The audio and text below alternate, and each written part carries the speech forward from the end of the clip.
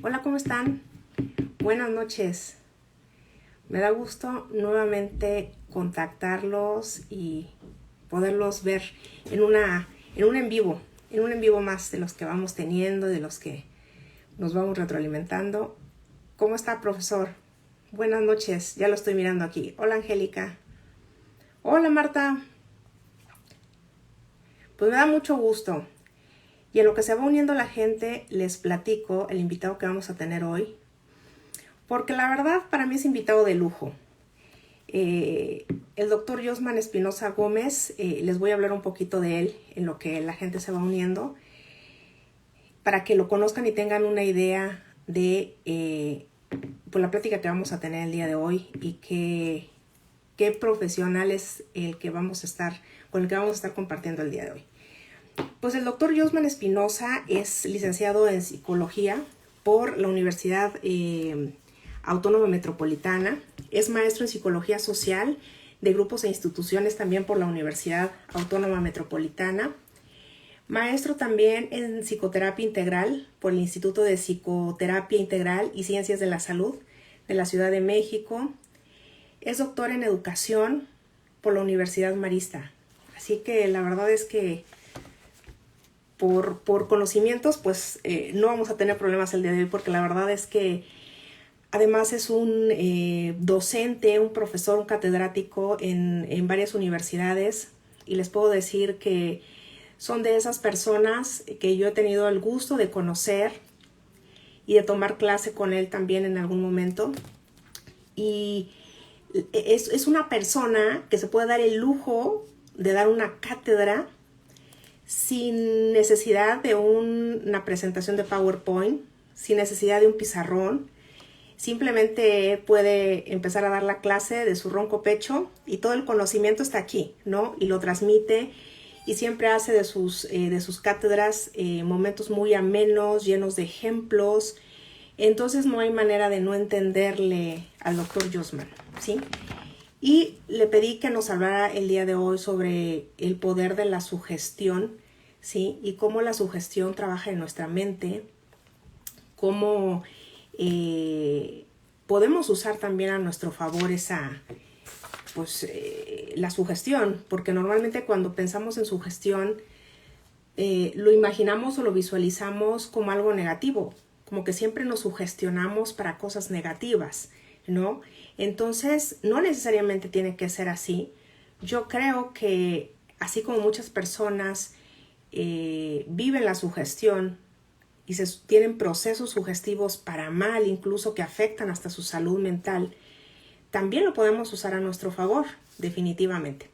Y entonces, pues a mí me da mucho gusto que esté el día de hoy el doctor Josman con nosotros, que me haya dado la oportunidad de presentárselos y que pueda hablar con nosotros. Entonces, le voy a pedir, voy a darle el acceso, doctor, para que nos podamos conectar. Entonces, ahorita va a aparecer el doctor Josman aquí con nosotros. Hola, profesor, buenas noches. Hola, hola, ¿cómo estás? Muy buenas noches por allá. Saludos a ti y a tu público. Mayden, gracias por la invitación. Un gusto estar aquí contigo. Al contrario, profesor, doctor, muchísimas gracias. Y aquí, pues, listos. Usted está en Baja California, ¿verdad? Así estamos aquí en la ciudad de Mexicali, acá donde el calor tiene su casa. Ay, muchas gracias. Pues nada, yo aquí estaba presentándolo para que lo conozcan, porque bueno, aparte de que se va conectando poco a poco la gente, para las personas que vean la grabación, porque siempre dejo las grabaciones y empiezan a tener réplicas, sepan con quién vamos a hablar y con qué calibre de profesional vamos a hablar, porque yo tengo la experiencia en eso de conocerlo y sé que todo lo que usted habla, la verdad es que está lleno de, no nada más de conocimiento, sino bien fundamentado. Entonces, pues, muchas gracias, profesor. No, de nada. Y pues, ¿qué le parece que empezamos, profesor? Justamente el tema es el poder de la sugestión, y yo quisiera que comenzáramos en donde usted nos explicara desde el punto de vista psicológico qué es la sugestión. Bueno, de entrada, la sugestión es un proceso psicológico como tal que sí bien es cierto que en algún momento permite de alguna manera controlar o manipular mentalmente a otras personas, empieza por nuestra mente, por nuestro propio cerebro, ¿no? Tal cual. Es a través de ciertas técnicas, también es cierto que, pues bueno, no es un secreto para nadie este concepto porque pues lo vemos en el mundo mediático, ¿no? Los medios de comunicación nos bombardean constantemente con este tipo de mensajes o de técnicas y de alguna manera, pues el objetivo es provocar cierta orientación o conducir nuestras ideas, nuestras emociones, nuestras conductas, nuestros pensamientos, evidentemente, hacia otras personas, ¿no? O sea, y también hacia nosotros mismos, evidentemente, ¿no? Entonces, eso a final de cuentas, pero sí entender que sí es un proceso psicológico que está cargado de muchos otros factores, que hay un mecanismo en nuestro cerebro que lo permite y que de alguna u otra manera, pues bueno, eso genera al final del día conductas que van a tener una respuesta hacia nuestro entorno, ¿no? Ok.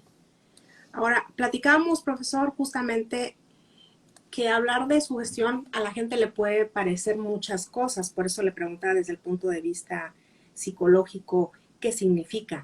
Porque hay mucha gente que piensa que justamente la sugestión es una cuestión de manipulación a lo mejor y no necesariamente. ¿Cuáles serían las diferencias que justo hablaba yo con usted y me comentó que lo iba a explicar para que se quedaran muy claras esas diferencias? Sí, claro. Hay una cuestión que tiene que ver más allá de la parte fisiológica y de nuestro cerebro, que es un asunto social también de este mecanismo, ¿no? O sea, a veces la línea es muy delgada entre lo que representa manipular o controlar a alguien o persuadir a alguien.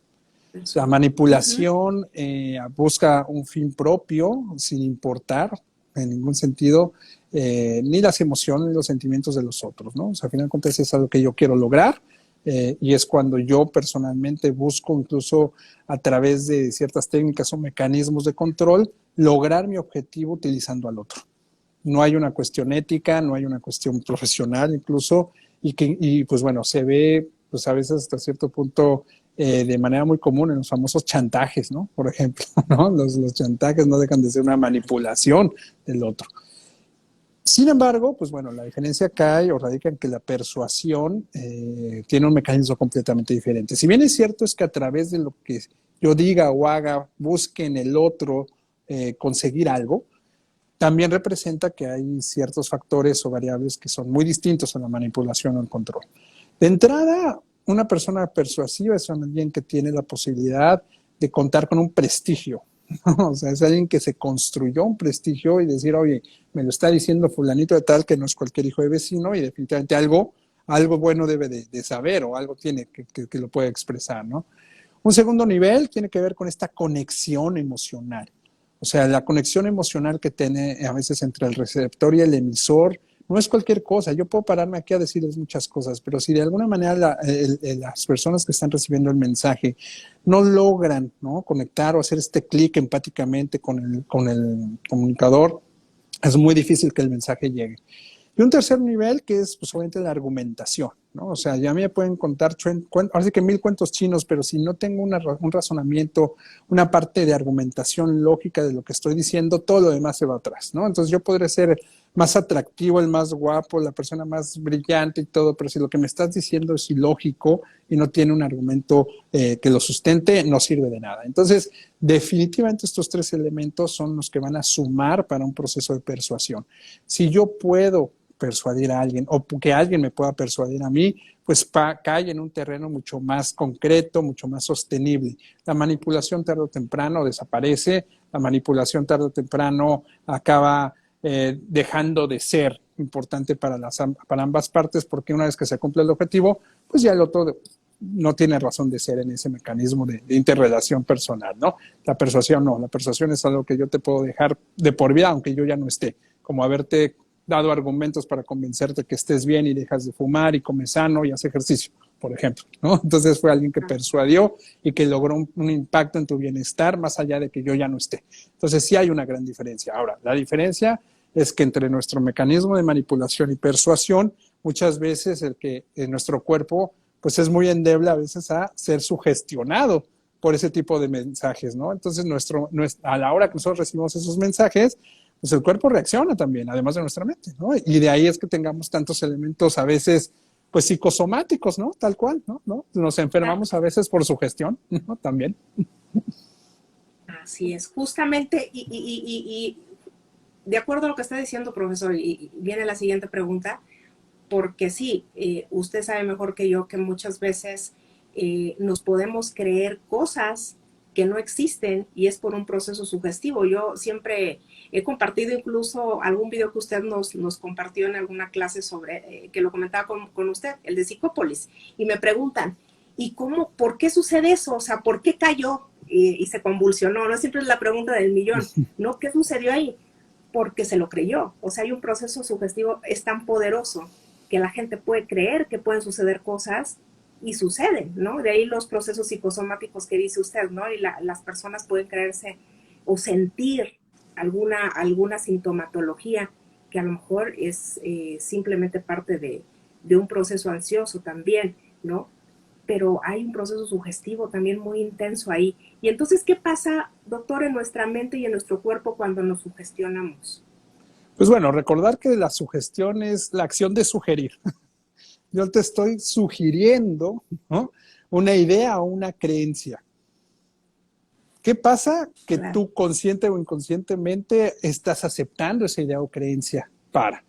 Ahora, lo que pasa normalmente es que no sabemos la consecuencia de aceptar esa idea normalmente, ¿no? Entonces es como cuando uno recibe una noticia y escucha algo y llega un punto en que te dicen, oye, sí, pero no sabía que eso me provocaba esto, ¿no? Entonces, pues hay esta cuestión donde ya no solamente en esas sugerencias nos quedamos pensando si vale o no vale la pena. Es que si esas sugerencias estoy consciente de lo que está provocando en mí a nivel mental, a nivel físico, para poder buscar lograr algo. Y creo que ese es un tema complicado, siempre, más allá de la sugestión o no. Creo que somos seres muy vulnerables porque somos seres que rara vez sabemos qué queremos. Entonces, cuando alguien nos sugiere algo, de repente decimos, no es mala idea, puede ser, y ese puede ser es algo que ya empiezo a creer. Y entonces, si lo empiezo a creer, empiezo a provocarlo, ¿no? Entonces, tal cual. Sí, sí, sí, totalmente. El poder de la mente no tiene límites, entonces así funciona, ¿no? Entonces, no perder la parte básica, o sea, la sugestión es una sugerencia de una idea o creencia que nosotros decidimos aceptar o no. Claro. Oiga, profesor, pero qué interesante eso que está diciendo, porque cómo de una sugerencia podemos pasar a creer, o sea, nosotros finalmente decidimos si creemos eso o no. Y entonces me parece interesante porque si analizamos nada más el concepto que usted nos está dando, es la acción de sugerir. Le estamos sugiriendo de alguna manera al cerebro, a nuestro cuerpo, algo, y él lo cree, lo da por un hecho, y entonces de ahí que existan muchos problemas con los procesos sugestivos entonces, ¿no? A partir de una sugerencia, nosotros decidimos creer o no. Entonces es muy Lo que, poderoso.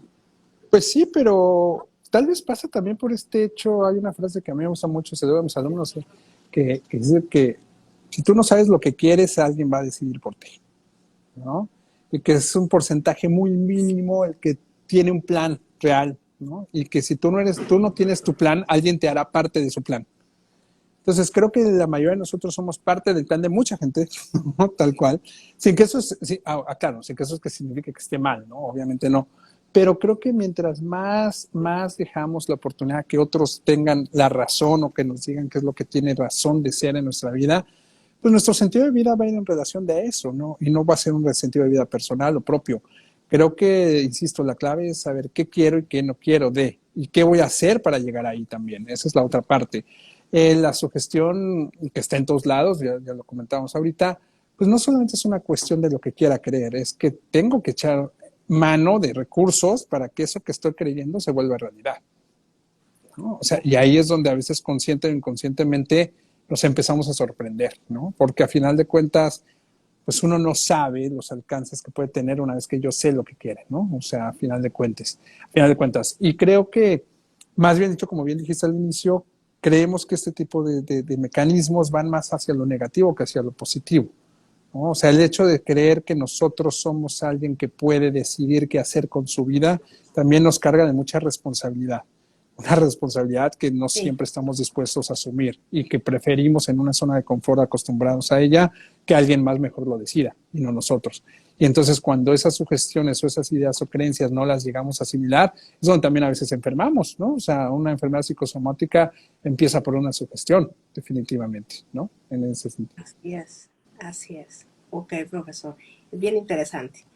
¿Cómo podemos entonces, profesor, a partir de todo esto que nos está diciendo, cómo podemos usar la sugestión a nuestro favor entonces? Porque normalmente lo usamos para mal, ¿no? Como platicamos, pero desde su punto de vista, ¿cómo podríamos, así como tenemos el poder para, y bien dice usted, para decidir qué es lo que queremos o no queremos, si yo decido que todas las noches me voy a sentir, voy a empezar a sentir taquicardia y me voy a morir, porque alguna vez tuve una paciente que estaba justamente en una situación así, me decía, es que yo llegan las noches, Mayren, y estoy segura que no voy a amanecer. Y entonces empezamos a hacer ahí un proceso de ver por qué pensaba eso ella, ¿sí? Y es que empiezo a sentir, o sea, es real, empiezo a sentir aquí una opresión, me empezó a doler el brazo y como sí tenía ya ciertos problemillas cardíacos, pero no nada como que la llevara a la muerte, todo controlado.